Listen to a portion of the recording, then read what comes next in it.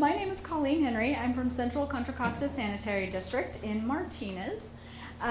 If you were here before lunch, you heard from my coworker, Melody Labella, and she has been a huge force in the pollution prevention world for a long time. And just to kind of tell you a little bit about my history at Central San and sort of how we're passing the baton from Melody to me. I started at Central San in 2002. I came in as an environmental compliance inspector, and I am still an environmental compliance inspector. So I have worked my way up to a senior position, but I've been pretty much doing the same thing for 17 years now. So that, my job involves inspecting, sampling, going to all the businesses in our area and making sure they're complying with our ordinance. More recently, in the past few years, I've taken on more of a role in the pollution prevention arena. So that has grown over time.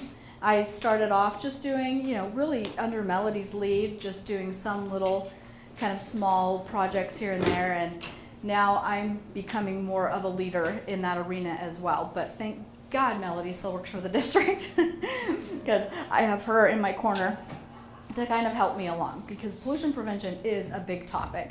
If you were here for Melody's presentation, you saw that. She kind of gave you more the overview, the big picture in the United States, in the state, legislatively. And what I'm going to do is tell you more just the specifics of what we do at Central San. So here we go. So pollution prevention is simple. You just identify the pollutant, you ask what can we do to prevent it, and then you just go prevent it. Easy, right? Well, I wouldn't be holding you captive for the next hour if it was that easy. If only. So what I've learned is that it really takes a village. It's not a one-person job. It's not something one group necessarily can do. Preventing pollution, it takes a whole village of people at your respective place of work. So in our case, that village consists of our communication services group, our laboratory, our environmental compliance, which is who I work for, our household hazardous waste facility, and our regulatory compliance group. So through my presentation, I'll tell you about each one of these groups and how they contribute to pollution prevention. So first, we do need to identify our pollutants of concern. What are we trying to prevent from entering our system? So last year, every year, we have an annual report that we put together for pollution prevention. We do turn that into the state of California. And these are the pollutants that we identified in that report. The first, so I've grouped them into why. Why are they part of our pollutants of concern? What put them into that role of concern? The first is, one, because they're on our National Pollutant Discharge Elimination System permit. Some of you may know that better, and it's a whole lot easier to say, as the NPDES permit. And that's our permit for us to discharge wastewater out into Suisun Bay, in our case. So those are acrylonitrile, ammonia, and dioxins. The next group are regional requirements. So as a region, we're all contributing wastewater into Suisun Bay and San Francisco Bay, and because of that, there are regional requirements. And the ones that fall under that category are a lot of the heavy metals, which is your copper, cyanide, mercury. Then you've got your PCBs and your selenium. The next group of concern is the ones that contribute to sanitary sewer overflows. So at Central San, we own and operate our collection system as well as our treatment plant. So one thing we want to do is prevent those overflows from happening, because when they happen, we have to report them to the state, we have to clean them up, it's very costly. The two types of pollutants that contribute to that the most would be the fats, oils, and grease. So my group, Environmental Compliance, we inspect restaurants, of course, because this is where a lot of fats, oils, and grease can come from. They can come from residents as well, as I'm sure you all know. And then the flushable and non-dispersible products, kind of the bane of our existence right now, right? We're always chasing these flushable products that aren't actually flushable, whether they say so or not, on the packaging. And then we have what we call a watch list. So our watch list are pollutants that once were a pollutant of concern, but they're slowly moving off the list, maybe because there's not as much of them in the environment, they're not as prevalent, we're not using them as much. We've learned that they're not as much of a concern potentially. So for us, That pollutant this year is bis-2-ethyl hexyl phthalate, and it once was in our NPDES permit, but it was actually removed from our NPDES permit, so we no longer have to sample and report out on that. But we're going to continue to watch it. So in fact, we are going to continue to sample it just to make sure that we're not having a problem. And I wanted to put that on there just to show that pollutants don't always stay a pollutant of concern forever. We get new pollutants of concern, and we're able to let go of some pollutants once we've gotten them under control. So like I said, it takes a village, and that village performs different functions. So the functions that make up our pollution prevention program are the community outreach, the pre-treatment program, which is environmental compliance inspectors, collaborative relationships. So we have to get help from other villages too, right? We can't just have it all just be Central San. We have to look outward and look at what others are doing and use their assistance. We have regulatory and legislative efforts, which Melody talked a lot about, and I'll get into just a little bit. And then we have a household hazardous waste facility. So a little bit about these different programs that make up our pollution prevention program. Does anybody work for a facility that has a household hazardous waste facility? Except for you two? I've got my Central San table over here, so. Okay, well at Central San, we have this great facility. And has anybody ever been to a household hazardous waste facility, driven in and dropped off their waste? Good, okay. So it's cool. We have it, it's open to all of our residents. Central San is comprised of 10 cities in central Contra Costa. And so residents within those 10 cities, they just drive up, open up their hatch. Our wonderful HHW staff comes, and they're so nice, and they're just wonderful guys.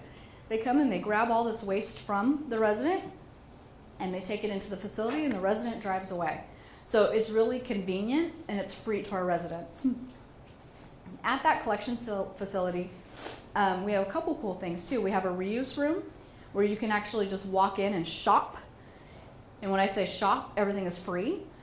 So you just go, there's paint on the shelves, there's maybe some weed killer, wood stain, things like that, and it's very busy. Anytime you go into the reuse room, people are in there getting some free products. And then we also have our recycled water fill station is at our household hazardous waste facility. So you can drop off your waste, go get some free water, and do some shopping, all in one stop. So it's pretty cool.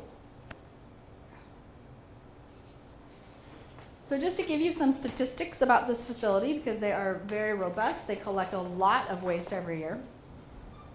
And this is just for 2018. They collected over 2 million pounds of hazardous waste. They collected over 38 pounds of mercury waste. And as I'm sure you know, mercury is very toxic to the environment. So the more we can get out and handle properly, the better. That mercury waste was comprised of the fluorescent lamps and thermometers. We actually have a thermometer exchange program, so you can bring in a mercury thermometer and we'll give you an alcohol spirit thermometer in exchange. And I guess I'm surprised that there was 848 thermometers last year. It's like, wow, that many people still use mercury thermometers? Apparently they do. Then we collected over 26,000 pounds of pesticides. Very toxic, those pesticides. So again, we want to get them out of the environment. And then we have a pharmaceutical collection program. So in the cities that are in our area, there are collection bins, mostly at the city halls or the police departments, where folks can just drop off their pharmaceuticals. As Melody pointed out in her presentation, one of the rules about handling the controlled substances is that a law enforcement has to pick those up. They're the only ones authorized to do so. So that's why a lot of our collection bins are at the city halls and police offices. So last year it was over 16,000 pounds, and then we've collected over 127,000 pounds since the program inception. And I always think this is quite phenomenal when you think of a pharmaceutical little pill, right? It's only this big, and we've collected 127,000 pounds. That's a lot. And thereby we're keeping all of that out of the wastewater system It used to be acceptable to flush your pharmaceuticals. That's what we were told anyway. Nobody understood the impact that it had on the environment. And we've actually found outreach at hospitals that today still tells people to flush their pharmaceuticals, and we're like, no, that is not okay. Sonoma County found that companies are actually encouraging it. Great. Right into our treatment plant. Yeah, and then out to the environment because we can't really remove it. Well, they didn't want to get stuff paying for disposal themselves. Right. It's so much easier to have the local sanitary district. Well, and they already make tons of money. Why not make some more, right? Why not shield some of their money so that they don't have to pay for disposal? So hear more about pharmaceuticals because it is a big topic. Pharmaceuticals is a big deal. So these are all the cities and towns in our area that have a collection bin. So we've tried to make it as convenient as possible for our residents to dispose of pharmaceuticals properly. Hopefully if you live in one of those cities, that collection bin isn't too far from you.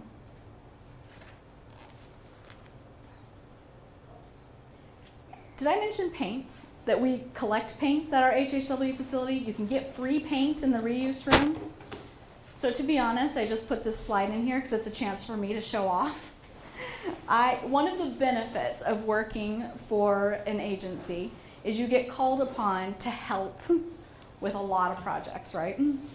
Well, I got called upon to help with a wonderful video that they were making. And it wasn't that they wanted me, they wanted my daughter because she's cute and she's 10. At the time, I think she was 9. So they said, we need a cute little blonde girl to do a commercial about paint. I was like, okay, sign us up.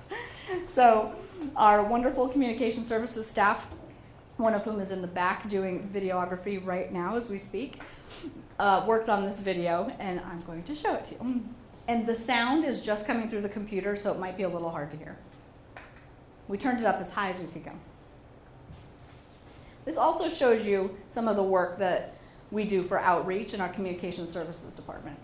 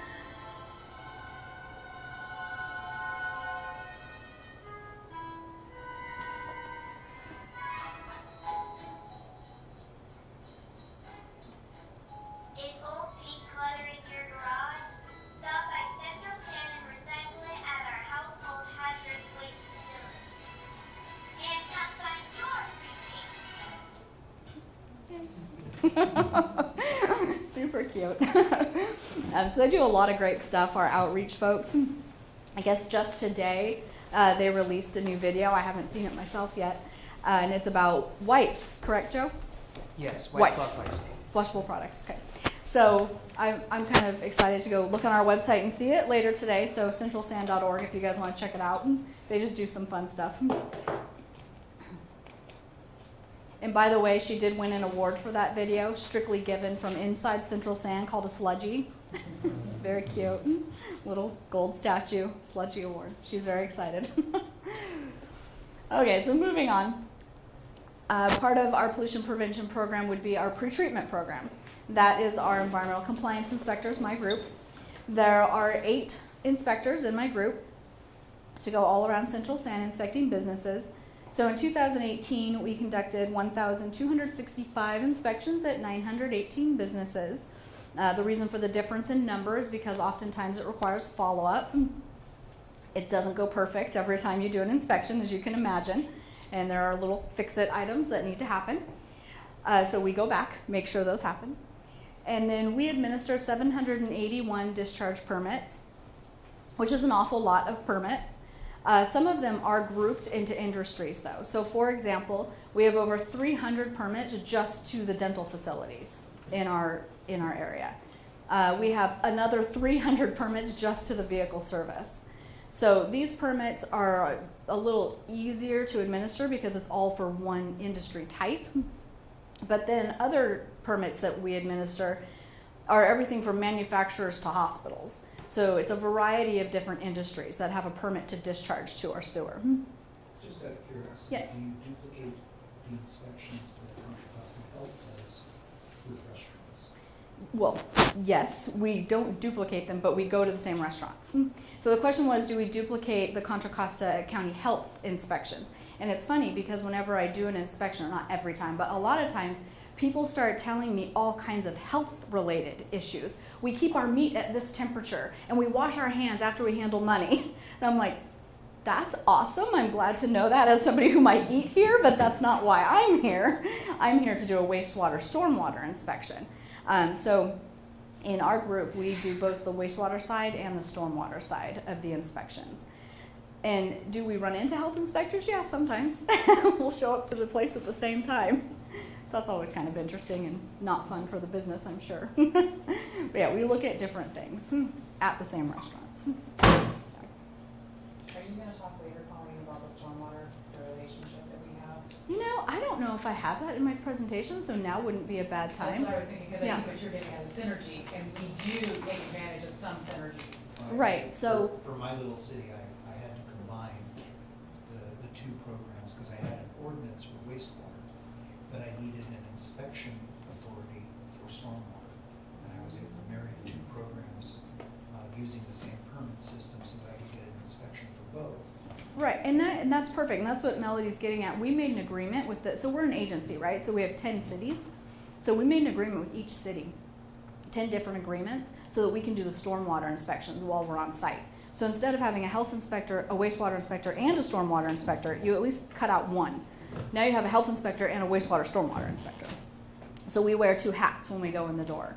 And depending on what I observe during that inspection, I may issue a citation for wastewater or stormwater or both.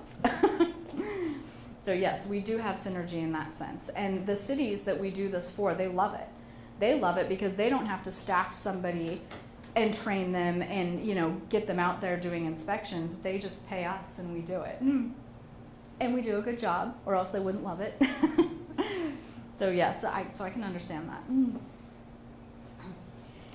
And then another thing that we do is we monitor the pollutants in our collection system. So we go out twice a year, wet season and dry season. We do what's called our trunk line sampling. So we're actually sampling our trunk lines. And really we're just looking for baselines, just to make sure that no particular pollutant is slowly rising up, that we have to go, whoa, what's happening? Where is this coming from? So we just sort of look for those baselines, make sure nothing's changing. And we collect that data, bring it to our laboratory. We have an on-site laboratory, which we're very fortunate to have that. So we just drive them on over to our laboratory and they analyze them. We get our data points. We also sample and take samples from our industrial users. So these folks that I said that have wastewater discharge permits with us, some of them we go sample their wastewater. Now, those are always very interesting, whereas our collection system tends to be fairly static and we get this baseline. We don't see a whole lot of changes. The industrial users can have some changes. So every once in a while, we will get a spike of something. Like, whoa, you have copper in your wastewater. What's going on? And then we have to sort of chase that down and figure it out. And then we're implementing our mandatory dental amalgam program. Federal government passed a law 2 years ago, I believe, in 2017, that all dental facilities have to remove mercury from their wastewater. Now, we implemented this program way ahead of schedule in 2007. So we've been looking at dentists, inspecting them and permitting them for over 10 years now. But it is now also a federal regulation to do so. I have a question on that. Yes. Are you doing inspections routinely on the dental facilities? Yeah, so we as an agency saw such a success in regulating the dental community. We were just talking about it on the way here. We're sort of at odds as to how much percentage. It's somewhere between 70 and 80%. We think maybe closer to 80% reduction in mercury just by having them install what are called amalgam separators and inspecting them. And we find that the inspections are necessary. It's one thing to install the amalgam separator, it's a whole nother thing to keep it up and maintain it and make sure it's working. I've been into several facilities, a lot that were full. The amalgam separator's full, and it's like, you gotta clean this. But I've been into some where it's just totally disconnected. It's just sitting on the ground, and I'm like, okay, yeah, that's not doing a thing, right? So we found that it's necessary. At first we were inspecting them every 2 to 3 years. We've stretched that out to 4 to 5 years now. They're getting used to it. So, you know, they're kind of complying a lot easier than they did in the past. Because what I found is the federal government only requires that one-time certification. The certification. And that's all we're doing on our program. Right. And we're not doing any inspections. Right. We don't want to get sucked into that, I guess. And then the water board comes and says, okay, you have to keep doing it now. Yeah, once you start, it's definitely hard to stop and to justify stopping. Like I said, though, we have seen huge success. So it depends on if you're having a mercury issue. It would be the very easy, low-hanging fruit to go do those inspections. So, okay, community outreach. So I don't know if any of you have had a chance to be in the parking lot in the past couple hours, but if you were to go out to the parking lot, you would see a very colorful car out there, which is Central Sand's car that's shrink wrapped with this very cool design that has sort of these, see the little circles there with the pipe protector, the water warrior. Some of those guys are on there waving at you. So the whole idea is to kind of draw attention to the car, to advertise, the message that we're trying to get out there. So what we do is if somebody by chance sees us driving in this car and sees us parked in a parking lot and says, what's that all about? We have these neat little things. I'll show you. These little cards. So we say, oh, you can take a pledge if you'd like. So they read this, which says, take the pledge. I pledge to protect our pipes by only flushing pee, poo, and toilet paper. The 3 Ps, pee, poo, and paper. Sign here. And they sign, and then we give them this nice little envelope as their prize, and inside are cute little stickers. So as you can imagine, this is kind of, for kids, really. Mommy, what's that car? Why is it so colorful? So this is just one of the fun things that we do for our outreach. If anybody has kids and wants a sticker, please feel free to take one. Yes? Hey, do you guys have a fog station at your wastewater treatment plant or any of that? No, we do not. Oh, yes, I'm sorry. And Yes, we do. And then I was gonna ask, do you guys collect like household grease, turkey frying oil, and that kind of stuff at your hazardous waste as well? Yeah, so let me answer both questions.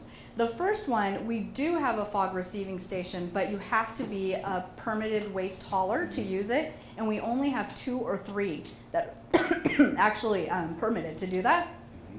So it's not very much. Sorry, I'm getting over a cold. Unlike other agencies, like East Bay Mud has a huge one. So ours is very small. Yes, you can bring your grease to our household hazardous waste facility. Turkey fryers and things like that.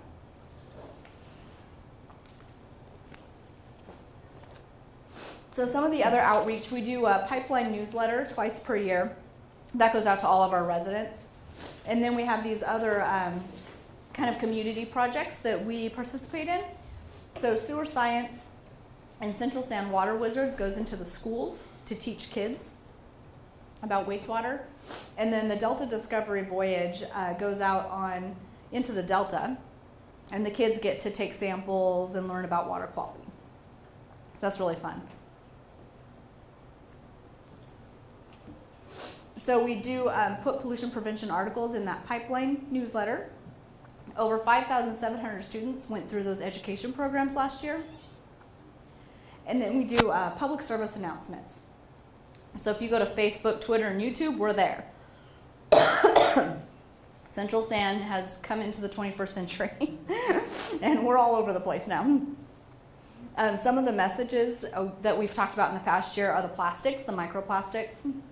I think you've probably all heard about those in the news. They're a big pollutant. The non-dispersibles, which are those wipes, the non-flushable wipes, or the flushable wipes that aren't really flushable. Fats, oils, and grease, and paints. And so like I said, it takes a village, but we also depend on other villages to help us out with pollution prevention. So we have some collaborative partnerships The first is with Sustainable Contra Costa. Of course, this is a Contra Costa-based organization. And they are huge on sustainability and pollution prevention.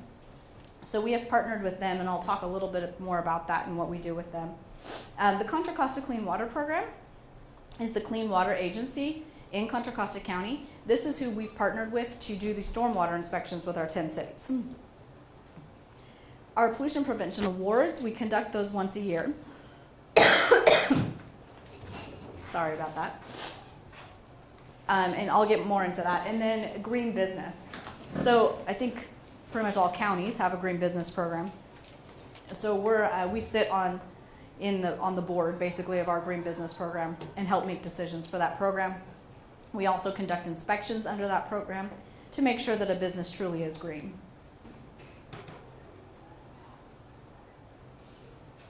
So in the green business program, we certified 5 new businesses last year, which brings us to a total of 340. On the stormwater inspections, man, it's like once you get that bug in your throat, you can't get it out. Do you need some water? I'm gonna suck on some right now.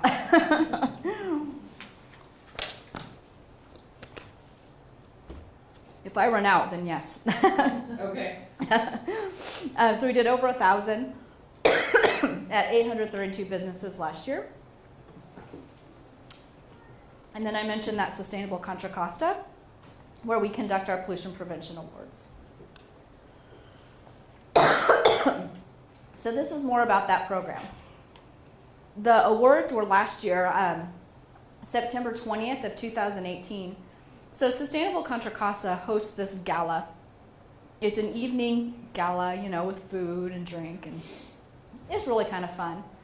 And a few years ago, we said, hey, can we be a part of that? We want to give awards to some of our businesses in Central San. So we became a visionary partner, and now we get to go there and present our awards as well. These are the 4 categories that we gave awards for last year. So it's our recycled water champions, our water quality community partners, which I'll explain that, pollution prevention partners, and then our pollution prevention awards. So what are all those? Well, our recycled water champions is pretty simple. It's businesses and residents that use recycled water. So the first was these guys. They have a wash pad where they wash their trucks with recycled water. They actually use quite a bit of recycled water. And they've been doing that for the past 11 years. Melody may know this. Were they one of the first users? Not the first users, but they're the only ones that we have using with that purpose. Mhm. Vehicle washing. Vehicle washing. And they're washing kind of industrial vehicles, so they're not trying to get like a spot-free rinse, right? That's not their goal. Their goal is just to get the dirt and the grime and things like that off the vehicle. So that saves them over 15 million gallons of potable water per year, just by using our recycled water. Then we have a new development in our area called the Veranda. It's in Concord, so if you've ever been or go to Concord, you might see this development. A lot of, has a movie theater, restaurants, shops, and they're irrigating all of their nice, green space, so the medians and kind of park-like setting that's around it. They're irrigating all that with recycled water. So we wanted to recognize them for that, and they're one of the newest business users of our recycled water.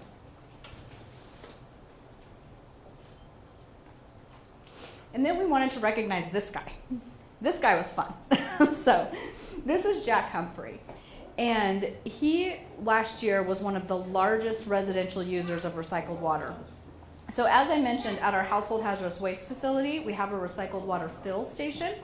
Residents can actually come fill up jugs, totes, big tanks, up to a certain volume. I think it's 200-ish gallons of water. And this guy comes almost every day.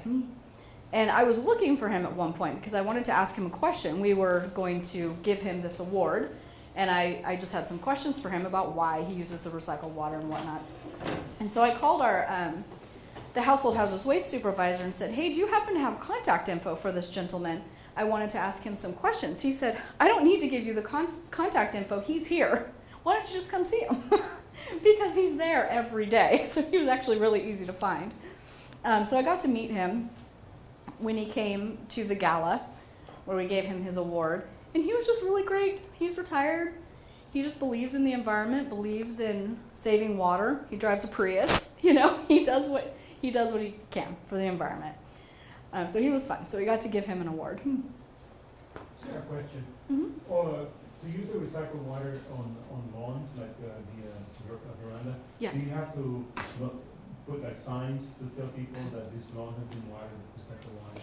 Yeah, so that is a requirement. I believe it's a requirement, right, Mel? Correct. Yeah, so if you walk around the veranda, you'll see all the signs posted that you know, this is irrigated with recycled water, do not drink. Okay. We don't want a kid going in. But is it safe though for, kids to play in the grass and, there's no...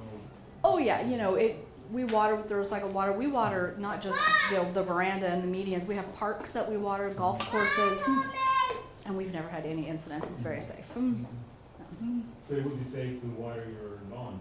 Right, so when the residents come through for the recycled water, we have them sign, it's like a pledge or just sort of a training, right, on recycled water usage, that they'll only use it for specific uses, which is really watering landscape. You're not going to use it to shower, to drink, you know, we don't want the human contact, but using it for landscaping. And one more question, so for the veranda, did they have to install piping to bring the water from your facility all the way to the... Well, so we probably had piping nearby already. Yeah, so we have 14 miles of purple pipe distribution system, and they happen to be along the route. Oh, okay. And so they redeveloped that property. We had previously served the prior tenant. Okay. And so it was actually really nice for them. Why we wanted to acknowledge them is, you know, it's a lot of retail space and big parking lots, but they weave the recycled water into everywhere they could, little planter boxes on the sidewalks. And they put, you see little purple hose inside of it, little signs. I mean, they really embraced it and ran with it. And so that's why we wanted to acknowledge them, So yeah. you said you have how many miles? 14, just 14 miles, and it runs throughout Concord, or? It, you know, it starts at our treatment plant, right, and runs out from there. And so we had actually, you know, you probably know this, that the water agencies are the ones in charge of the retailing of any kinds of water, right? So we had to work with our water agency, in this case, Contra Water District. We signed an agreement with them back in the late 90s to allow us to sell recycled water. And so we agreed on a specific area that we would send it out to, and you know, they agreed to that. And so that's what we've done. We've filled in that area with purple pipe. Yeah. Thank you. Melody, my mentor in pollution prevention, was also our recycled water guru for a very long time. So the next group that we gave awards to are our water quality community partners. Well, what does that mean? So these are our industrial users that have a permit. I mentioned all those permits earlier. And there were certain criteria, though. We wanted it to mean something, really. And so we didn't want to just, some of our permits, it's just so easy to comply. It's like just, you know, follow these best management practices and boom, you're in compliance. So we really wanted to recognize the permits that are a little trickier to comply with, that require sampling and upkeep of operation and maintenance logs, things like that. So we said they have to have a discharge permit, they have to maintain full compliance, not just with the wastewater side, but with the stormwater side as well. And then the recognition is for consecutive years. So at a wastewater agency, we have an NPDES permit that we discharge out to the bay, and we get recognized with, you know, platinum awards and gold awards and things like that for a number of years of compliance. Well, we wanted this to be similar. So here's just a little table showing kind of our industrial users and how many we have in each category. So we just have one that has 16 years of compliance or more. That's partially because we haven't necessarily been permitting all of them for that long. So hopefully more will start to move up into those years of compliance. So you can see here that the 1 to 5 years has the most number of businesses because they've either not been around as long or it's just a little easier to comply for a couple of years than it is for 16 years. But like I said, we want to hopefully start making those numbers shift so that we have many years of compliance from many of our industrial users. And then we really wanted to recognize, this was a new category that we put in last year to this awards program. It's a Pollution Prevention Partner Award. So I talked about our household hazardous waste facility. Well, we have a partnership with the Ace Hardwares in our area, where they actually have collection bins at their facility. So instead of people having to drive to Central Sand in Martinez, maybe they live in Walnut Creek and they can just drive to their local Ace Hardware and drop off batteries and fluorescent lamps at that retail location. And then Ace in turn brings it over to us. So it's a partnership and we wanted to recognize those stores. And there's their smiling faces, happy to be in a partnership with us. And then you can see in the middle picture there's a couple collection bins. So just trying to make it really easy for the consumer to do the right thing with their batteries or their bulbs.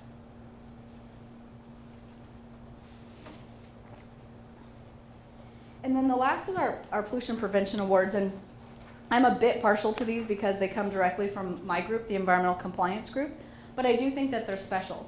And the reason is you saw that we did, I forget, 1,200 and something inspections last year in 2018, and most of those go just fine. There are some that don't go so well and they might get a citation from us.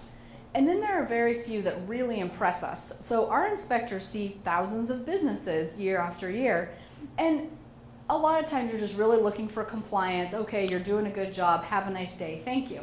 Well, sometimes they kind of run into a business that they're like, whoa, you're doing a lot. You're doing a lot to protect the environment. You're very well organized, your employees are well trained, and they're just very impressive.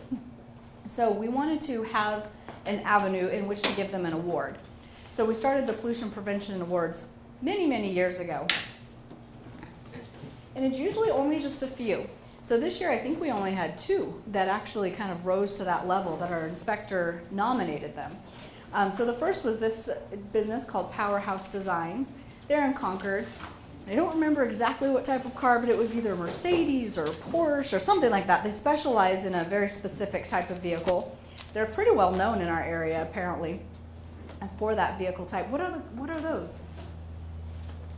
Those look, is it Mercedes? Okay, I don't know. In the background there, I'm not sure. But here it talks about some of the pollution prevention practices that they employ. So they started installing brake pads that have less hazardous compounds. They use an organic coolant. They store new vehicle fluids in paper cardboards instead of plastics. So they realized that plastics is bad for the environment, so they transferred over to paper cardboards. They use 2 different types of mop buckets to separate their waste, and then they transfer to the appropriate container. So they use one mop for maybe their waste oil and another one for their antifreeze.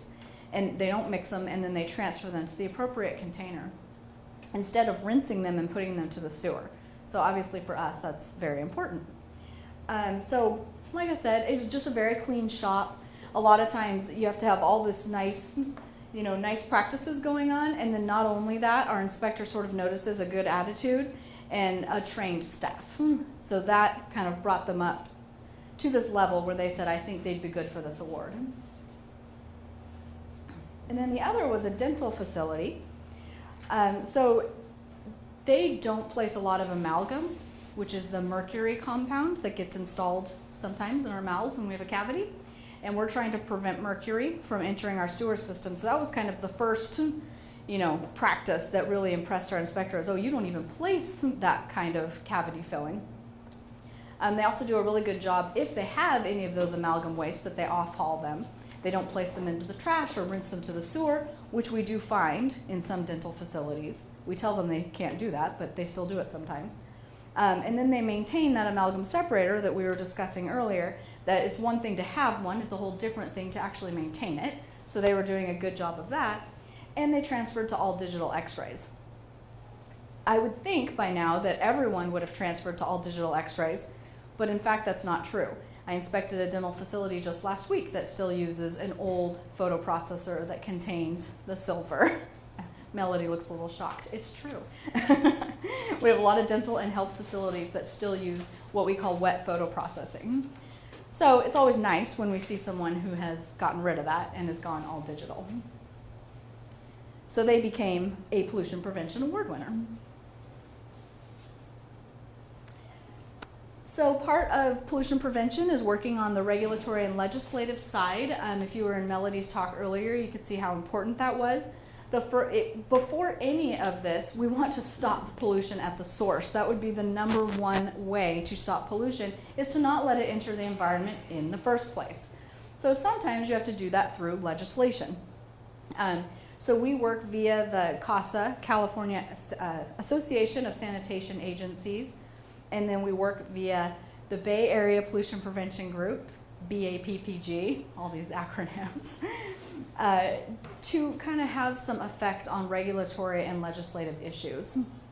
And then sometimes we work directly toward, we just go straight to the state of California ourselves and say, hey, Central San says that we're not okay with this for one reason or another. An example of that is a current assembly bill, 1672. I actually brought, let me see. So right now at the Assembly is 1672 solid waste flushable products that was brought forward by Assemblymember Bloom from Santa Monica. And I'll just read the first sentence because it tells the story. This bill would among other things, prohibit a covered entity as defined from labeling a covered product as safe to flush, safe for sewer systems, or safe for septic systems, unless the product is a flushable wipe that meets certain performance standards. So one of the problems we have right now is just because something says flushable, it really doesn't mean anything. It doesn't mean any kind of standard. It doesn't mean that it's going to break down. They just decided to sell it as flushable because they're going to make money selling it as flushable. It's as simple as that. Or it might not even be made in America. It's made somewhere else. And flushable, these sell. And so we have a lot of products out there labeled flushable that I wish I should have put a picture in here that I'm sure some of you have seen of, the balls of wipes and rags that get pulled out of a sewer or pulled out of a pump station from all these flushable products that just don't break down at all. So not only did BAPPG, that second bullet, write a letter of support for this bill, Central San directly wrote a letter of support for this bill. So that's just a kind of example of sometimes how we work through another organization or just directly ourselves to support legislation. Ongoing legislation that we're looking at is the tracking of pesticides and making sure Melody told such a great story earlier, and I know not all of you were here, but that pesticides it's a huge pollutant. It's such a problem in the environment. And it is a little odd that the EPA is the one registering pesticides and looking at pesticide usage and saying, yes, you can use that. And the EPA is regulating water quality where pesticides is such a problem. And so I think Melody said it. They work across the hall from each other, and apparently they just don't talk. So we're always keeping an eye on the regulatory tracking of that. And just recently, last year in 2018, the EPA did pass a requirement that copper-based pesticides have to be properly labeled. It just seems like a small thing, but you can go to the store and just buy an off-the-shelf product that is a copper algicide. You can use it in your swimming pool. It kills algae. Well, not only does it kill algae, it'll kill other aquatic life as well. So it can be very toxic if it enters the sewer system, goes to the treatment plant, and passes through into the environment. And they were never labeled. They didn't say that you have to call your local authority prior to discharge or check with your sanitary sewer agency. So now that labeling is in place on these products. And that was something that through this legislative work that we were able to have an effect on. So what are we doing for the future? What are we looking at? We have all these pollutants in our system, and there's more coming. They're either here or they're on their way. So pesticides, already here, continues to be a problem. Flame retardants. Flame retardants are everywhere. They're embedded in clothing and mattresses, and they can have a huge detrimental effect on the environment. Nanoparticles, again, they're kind of everywhere. You can buy socks that have the nanosilver in them to help kind of deodorize or keep your socks from smelling. Well, when you put those socks in the washing machine, that nano-silver comes off of it and goes down into the sewer system. Nonylphenol ethoxylates, or NPE, as it's often referred to, it's used in detergents. So we have an industrial laundry in our area that they do not use NPE, which is very good. We don't want them to, and it's actually in their permit that if they ever start using it, one, they have to tell us, and two, they're going to have to do additional monitoring, which costs them money, so that's incentive for them to not use the products. And then pharmaceuticals, we've talked a lot about, personal care products. As Melody said earlier, we use them all day, lotion, shampoos, all of that goes down the drain. Well, what's in there, and are they toxic? But a lot more research needs to go into that, into the different products. And then microplastics, we've all heard about that in your little face scrubs. Not anymore. Legacy though.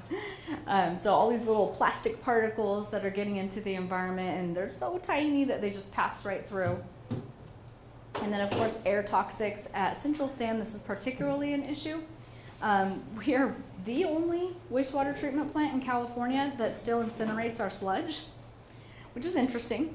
It's an interesting fact about Central San.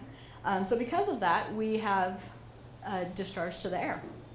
And so we have to meet very strict regulations, and a lot of times some of these pollutants can get into that, air discharge. It's gonna go one way or the other. It's gonna go sludge, wastewater, or air. Those are the choices, So those are kind of the emerging contaminants and what we're sort of keeping our eyes on for the future. And our village will continue to watch all of this and continue to work together to make sure that we protect both our collection system and our treatment plant, and most importantly, the environment. I think that's all I have. I thank you for putting up with my cough. I'm sorry, it's always frustrating. Thank you, 10-year-old daughter, for getting germs and passing them on to me. Love her, but yes, that's what happened.